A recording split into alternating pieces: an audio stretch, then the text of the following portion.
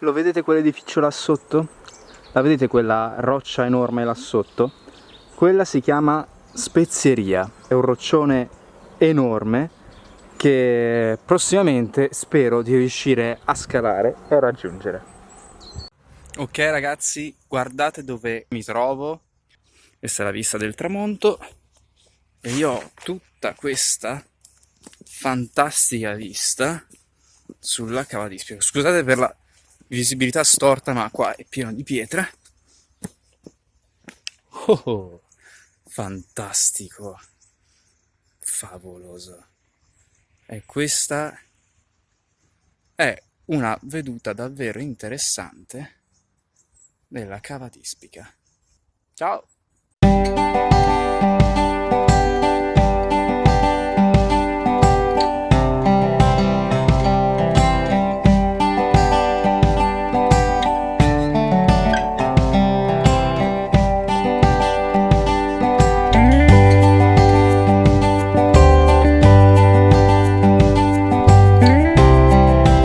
Non si sa con certezza chi furono i primi abitatori di Cava di Ispica. Si pensa che i primi furono i Sicani, successivamente i Sicani furono scacciati dai Siculi che si impadronirono dell'area. Con l'avvento dei Greci, attorno quindi al VII secolo a.C., alcune parti di quest'area furono occupate e un esempio è il ginnasio che ho fatto vedere precedentemente, denota una chiara presenza greca.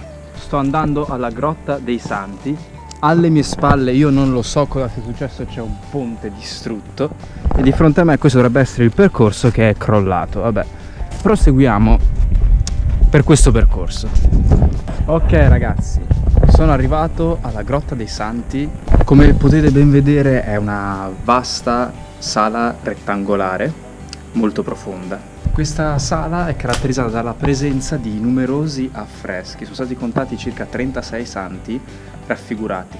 Purtroppo lo stato di conservazione di questa grotta è molto precario, difatti tutte le figure rappresentate sono state manomesse fondamentalmente. Si pensa infatti che dei ladri avessero manomesso tutti i volti dei santi pensando che dietro questi volti fossero nascoste delle monete. Questo è l'ingresso.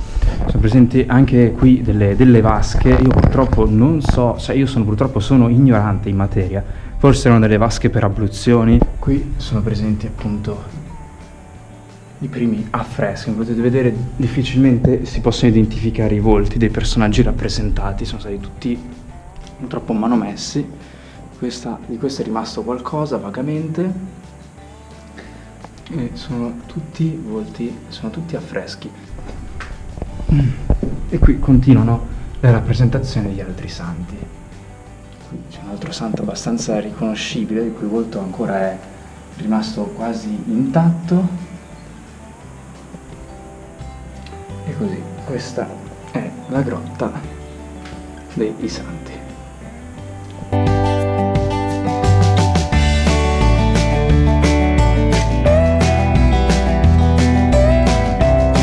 Questa è la tomba a finti pilastri. È caratterizzata dalla presenza di fatti di 10 pilastri, 5 a destra e 5 a sinistra. E la caratteristica di questa tomba è che desta particolare attenzione il fatto che siano presenti appunto delle lesene, dei finti pilastri. Questo fa pensare che il personaggio a cui è stata destinata questa tomba fosse un personaggio illustre. Difatti alcuni definiscono questa tomba anche la tomba del principe. La struttura che vedete alle mie spalle è il castello, chiamato il castello dei Sicani o il castello di Ispica. È una struttura talmente imponente che si pensa che non possa essere stato il frutto di una sola generazione. Si tratta di un ambiente scavato nella roccia, di vari ambienti scavati nella roccia per un totale di 4 piani, dando vita a una struttura alta circa 30 metri.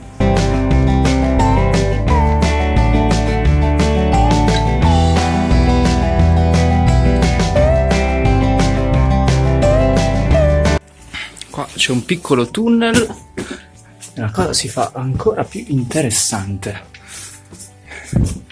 C'è un tunnel là, qua c'è una sala, qui c'è la vista, Hai capito? Poi c'è pure una scala.